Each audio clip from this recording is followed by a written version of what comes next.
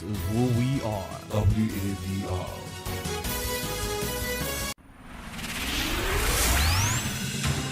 News, talk, music, get it all 24 hours on West Africa Democracy Radio 94.9 FM Dakar.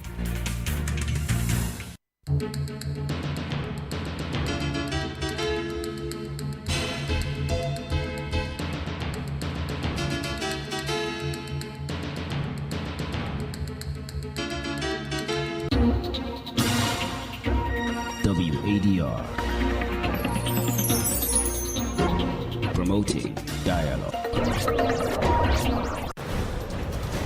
It's May Day in Dakar, 1 o'clock in Lagos. Good afternoon and welcome to Newslink on West Africa Democracy Radio, broadcasting on 94.9 FM and around the world at wadr.org. Here are the top stories. Umbrella Union of Journalists and Media Professionals in Senegal denounces attack on press freedom. In Senegal, history reveals a recurring pattern. After every political transition, the new leadership tends to target the press. Opposition political parties in Guinea call for postponement of December 28 presidential election. Debate on same-sex relationship disrupts Liberian parliamentary session. They want to practice homosexual activities here, gay activities. They cannot have homosexual activities appear on our internet. The speaker, they are on east. Remove it. Benin's former president Boni Yaye denounces attempt by current government to destabilize his party. Please stay tuned for details of these stories and more. Here is Augustine Coley with Newslink. Glad to have you joining this edition of Newslink, which begins right here in Senegal. Late Thursday, the umbrella organizations of the press in the country held a sit-in front of the 7 TV headquarters in Dakar.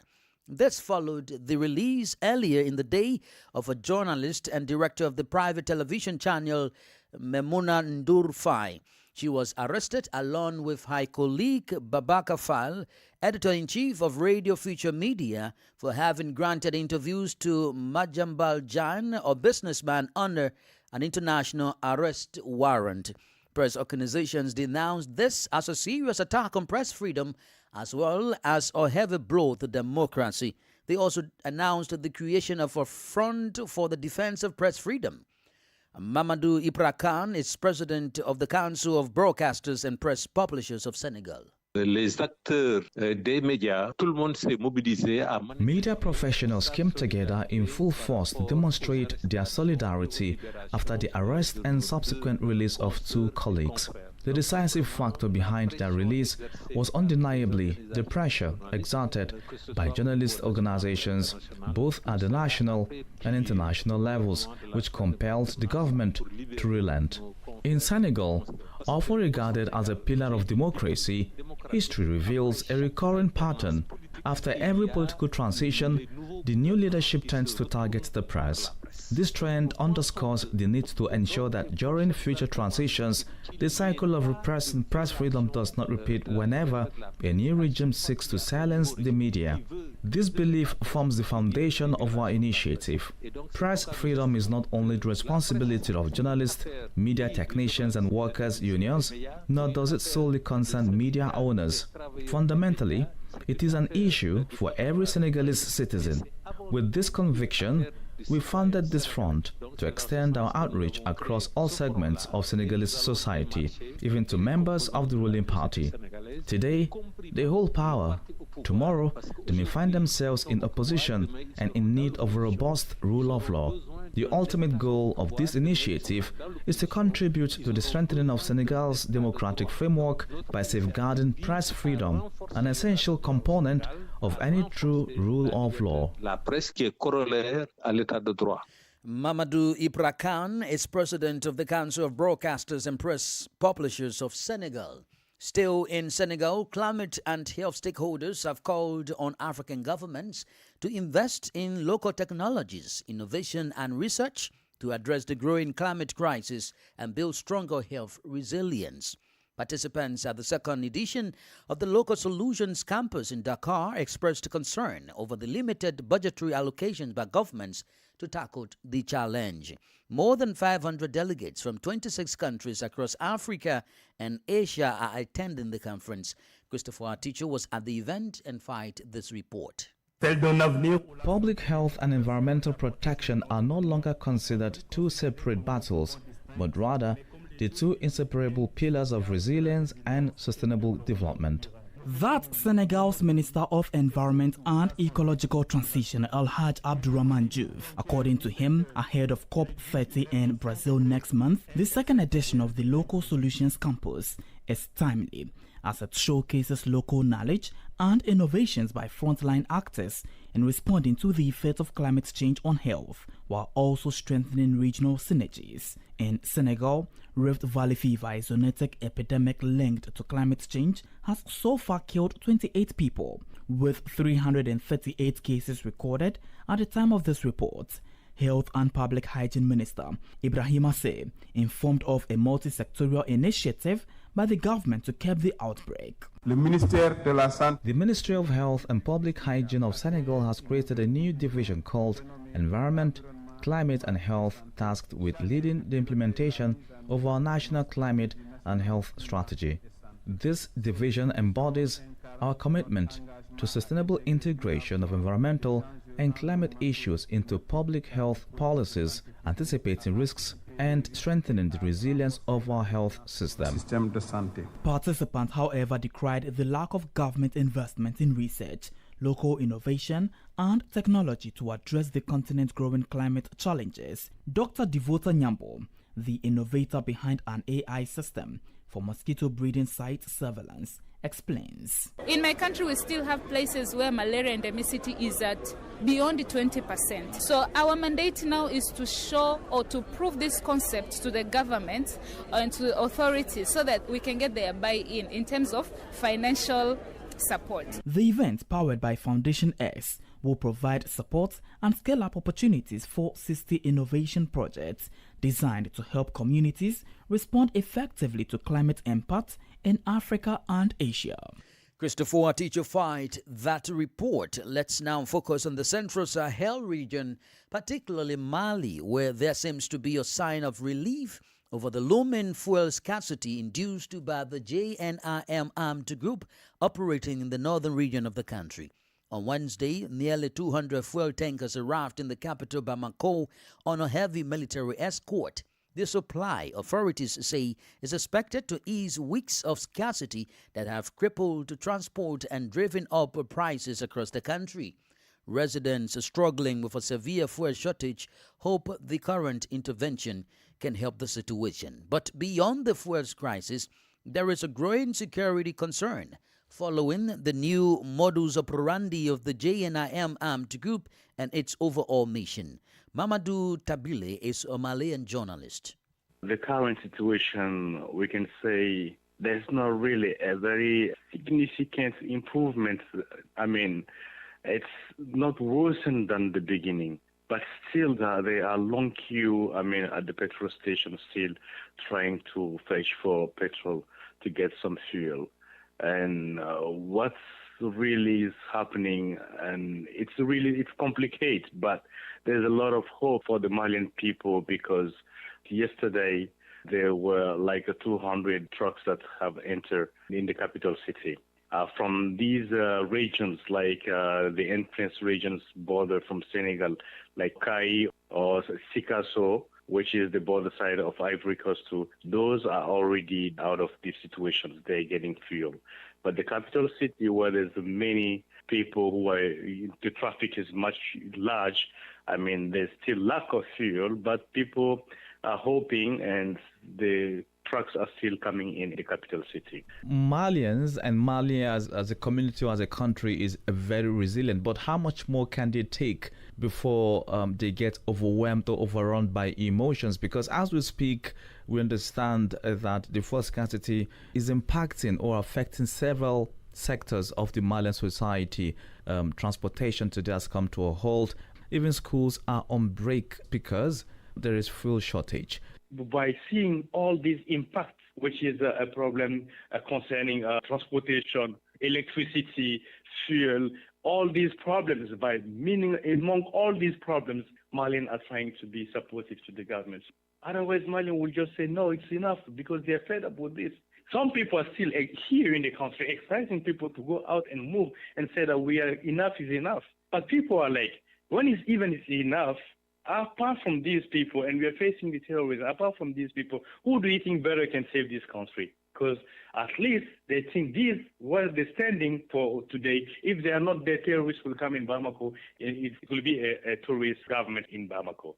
So people are seeing these realities. They see how people want to do it, than letting the country chase these people away and terrorists come to capture Bamako. What can be worse?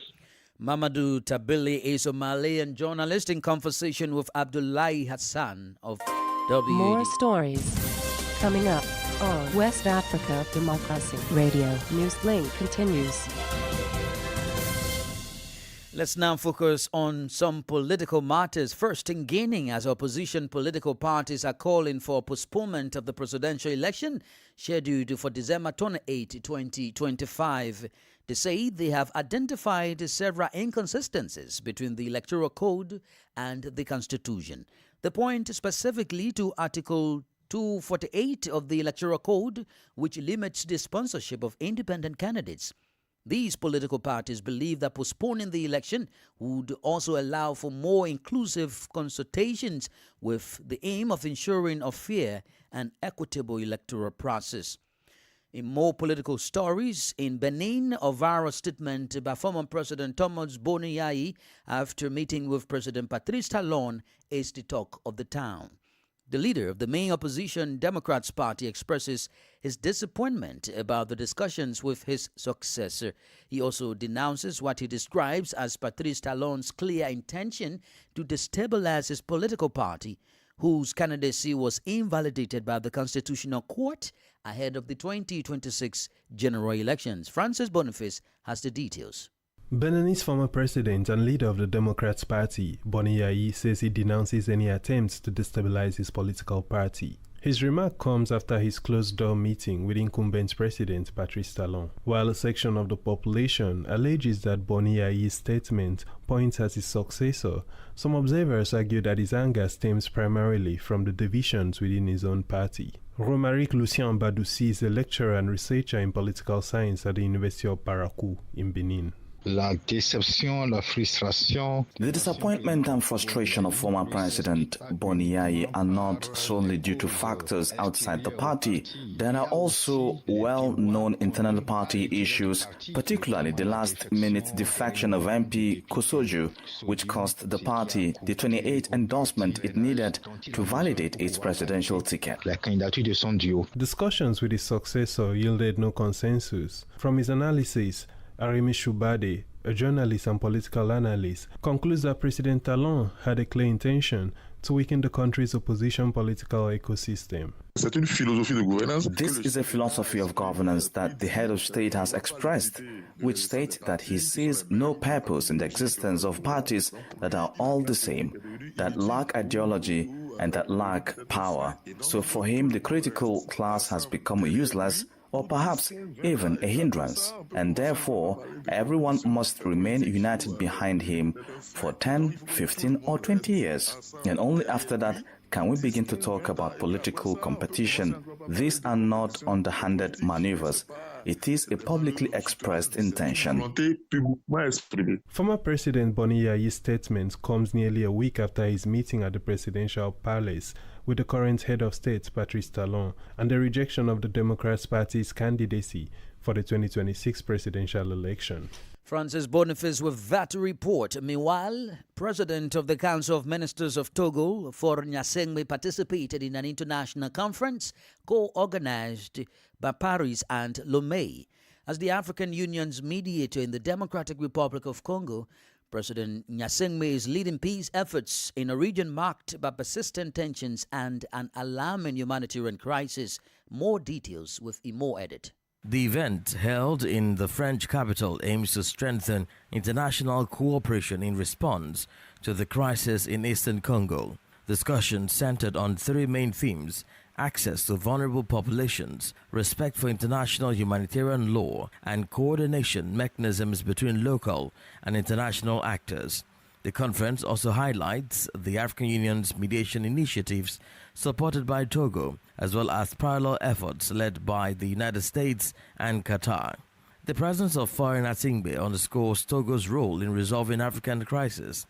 Since he was appointed mediator by the African Union, the Togolese leader has multiplied consultations with stakeholders, emphasizing the need for inclusive dialogue and a multi-sectoral approach. Beyond humanitarian aid, participants are focusing on structural solutions, securing aid corridors, combating the impunity of armed groups, and strengthening local institutions. Although the challenges remain immense, this conference could mark a turning point by uniting fragmented initiatives and restoring hope to the millions of displaced people in the region. A joint declaration is expected with concrete commitments on funding emergency programs and providing political support for peace processes. Imo edit with that report. You are listening to Newslink on West Africa Democracy Radio, broadcasting from Dakar, Senegal. Here is a reminder of our top stories. Umbrella Union of Journalists and Media Professionals in Senegal denounces attack on press freedom. Opposition political parties again in call for postponement of December 28 presidential election. Benin's former President Boni Yaya denounces attempt by current government to destabilize his party. Still ahead in the news, in Liberia, debate on same-sex relationship disrupts legislative session. We also have guest interview and sports news. Please stay with us. Fresh and breaking news all the time. Hear it first as the news breaks, only on West Africa Democracy Radio. Newslink continues. We are streaming live on YouTube at WADR and on Facebook, WADR English Service. The Liberian House of Representatives faced disruption on Thursday, stemming from unresolved disagreements and homosexuality and ill cultural practices in the country. Several lawmakers deemed these acts as not being in Liberia's best interest. The turmoil highlights deep division within the legislature regarding social issues and their compatibility with Liberian values. WADR's Monrovia correspondent Ibrahim Parker reports. The disruption was triggered by comments from Representative Anthony Williams from the majority bloc. Williams, who had proposed legislation concerning homosexual activity and its potential impact on Liberian society, expressed frustration over what he called a deliberate obstruction of his proposals whenever he appeared for discussion. According to him, several religious and traditional institutions in the country are against same-sex marriage. We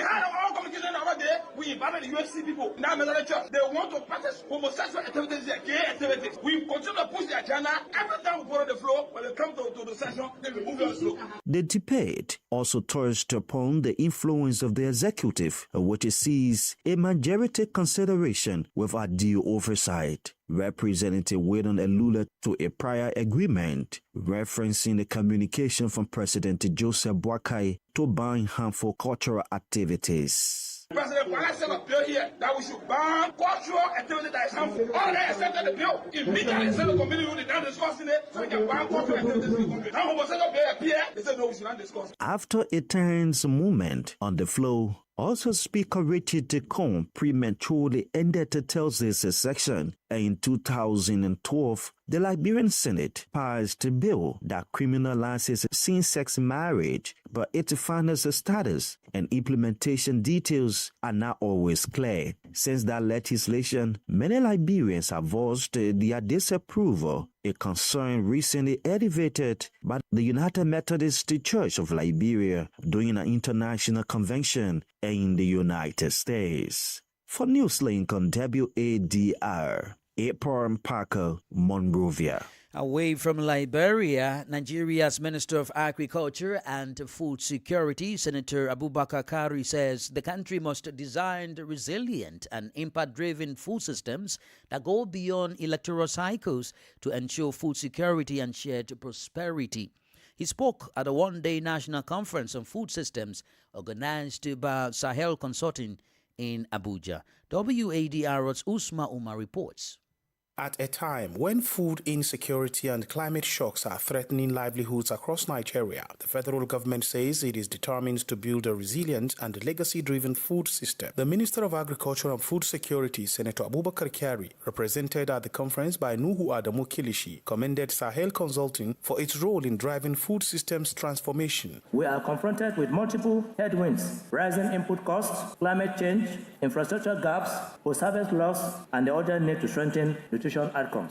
The government has declared the agricultural sector among the top priority areas of the Renewed Hope agenda. Also speaking, the Minister of Budget and National Planning, Senator Atiku Bagudu, said President Bola Tinubu's plan for a $1 trillion economy rests heavily on the agricultural sector. Mr. President have challenged us to generate a $1 trillion economy by the year 2030. Agriculture, food systems are one of the major drivers of that growth. For her part, Grace Omini, a manager at Sahel Consulting, highlighted the importance of youth engagement in transforming Nigeria's agricultural landscape. If you look at the statistics of people that are involved in agriculture, the average age of farmers are between 50 to 60 years, and these farmers are aging. So if these farmers are phased out of food production, for instance, or the food sector, who is going to feed us? Youth play an important role in food systems, and youth are the future of Nigeria and Africa's food system. As the conference concluded, participants agreed that designing for legacy means building food systems that are resilient, inclusive, and sustainable, ensuring that Nigeria's next generation is not only fed, but empowered to feed the continent. For Newslink on West Africa Democracy Radio, Usman Umar reporting from Abuja. Politics, analysis on major news, social matters, and all. This is A Guest. Well, our guest interview segment focuses on the security situation in Mali, which resulted to the shortage of fuel in the country. This situation has also resulted to 2-week suspension of classes in schools by the authorities, although there seems to be a sign of relief over the looming fuel scarcity as nearly 200 fuel tankers arrived in the capital Bamako under heavy military escort. But beyond the fuel crisis, there is a growing security concern following the new modus operandi of the JNIM armed group and its overall mission. To understand the situation, let's join Dr. Oluwale Ojawale, regional coordinator of the Institute for Security Studies based in Senegal. The warfare, which has largely been irregular for many years, for over a decade now, has assumed what I would describe as the most dangerous dimension. And the reason is simple. When any of the party goes for a strategic economic infrastructure, which has to do with road transportation, which they used to say in urban and regional planning, constitute the arteries through which blood flows in a system. And I'm using that to describe human anatomy. You know, we have veins in our body that conveys the blood. So that is the strategic place of road in any region or in any city or town. Now, going for that, it is going for the jugular and damaging the entire economic system, paralyzing the entire economic system. It has serious political, social, and economic implication because this is going for the source, or let me say the vehicle that transports energy, so to speak, the petroleum products that are needed to power almost everything, including military artilleries that are going to be used to confront the terrorist group. How would you term concerns by ordinary people, including other experts, who believe that there aren't much efforts by the Malian authorities with regards to the demands coming from terrorist group, which originates from blockade of a major road to terrorists mandating women to wear veil when traveling, and now the military authority has even suspended classes in schools as a result of the shortage of fuel? Well, I think it's about looking at the aggregate data and to place the concern of the people in that context. A few days ago looked at the armed conflict event location database, and I plot a graph from 2012 to 2019 and pick another graph from 2020 to 2024. It will interest you to know that attacks and fatality has increased by almost 430% within that period.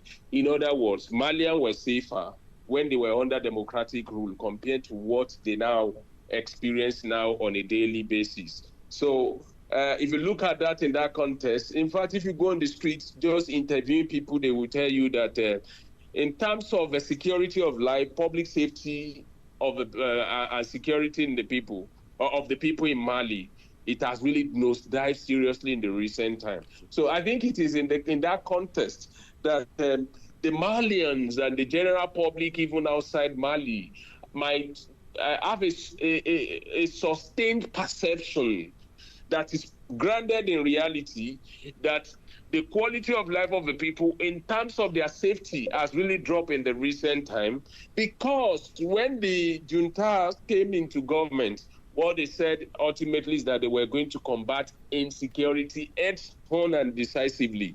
I think the data speaks otherwise, and the jury is out on that, which actually goes to show that they've really failed significantly in that regard. So it is in that context that people perceive or think that the government is not doing enough. And when you now had this strategic blockade to the crisis, which actually affects energy supply and the supply of essentials into the country, which limit humanitarian intervention in the country, which affect education now, which also affects the military in terms of mobilization itself, it's far below a pass mark, if I may say. And I largely agree with the sentiments that the people share in terms of low performance or poor performance of the military government in Mali. What do you foresee if these challenges continue to persist in Mali? Well, if this persists as we've seen in other places, I think internal implosion is inevitable. We can only hope that it doesn't get to that point. And what do I mean by internal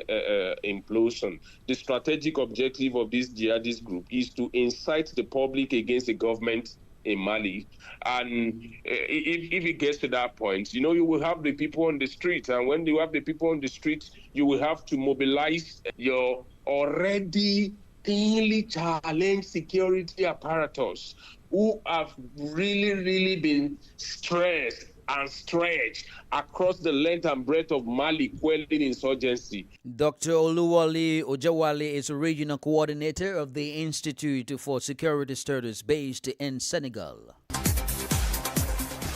Now, in the world of sports, the Confederation of African Football has announced the dates and venues for the CAF African Schools Football Championship 2025-2026 zone qualifiers. But Christopher, our teacher, is in studio with the details. Hello, Chris. Augustine, good afternoon. Good afternoon. Right, so as you rightly said, CAF has actually announced the CAF African School Football Championship zonal qualifiers, and therefore the WAFU A zone will open the qualifiers in the Gambia from November 20 to 30, 2025, kicking off a series of regional contests that will determine which team advanced to the continental finals. Now launched in 2022 under the leadership of CAF President Dr. Patrice Motsepe, the championship blends school, football and education, offering over 800,000 boys and girls under 15 the chance to compete at the highest level of school football across the continent.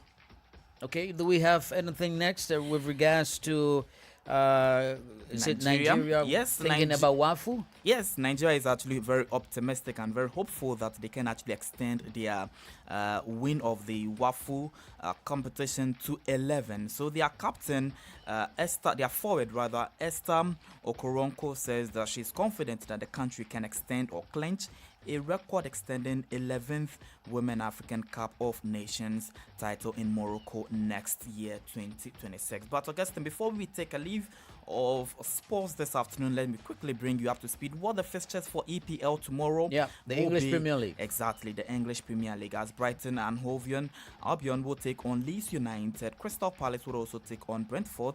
Fulham will take on Wolves, and then Nottingham Forest will also be taking on Manchester United.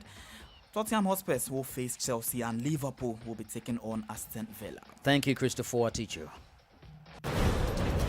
And that brings us to the end of this edition of Newslink here on West Africa Democracy Radio, broadcasting from Dakar, Senegal. Thank you for listening. And many thanks to Mustafa Sek and Ismaila Kamara for the technical support. Connect with us via our social media platforms, X, Instagram at WADR English, on Facebook, WADR English Service. I am Augustine Cully. But by 1 p.m., Demba Amaan will be here with the comprehensive news in French, which is Info chez vous. Have a good day. And many thanks to you for listening to Newslink via Hot 104.3 FM, Newmi FM 94.0, Hilltop Radio 104.7 FM, and Veritas Radio 102.9 in Banjul, the Gambia. We also appreciate our listeners in Liberia via Alternative Youth Radio 98.9 FM, Lofa County, Radio Kaigama 94.5 FM, Nibe County, DCN Radio 91.3 FM, Riverside County, Wakat FM Radio, Banga, Liberia, Radio Gulf FM 91.3 Sierra Leone in Nigeria, and Love 104.5 FM Abuja. For you listening via Radio Pad 95.1 Damango, Savannah region, and on Royals FM 104.7 Wenchi, Ghana, we say a big thank you. Remember, West Africa Democracy Radio is all about you, your views, and your opinions.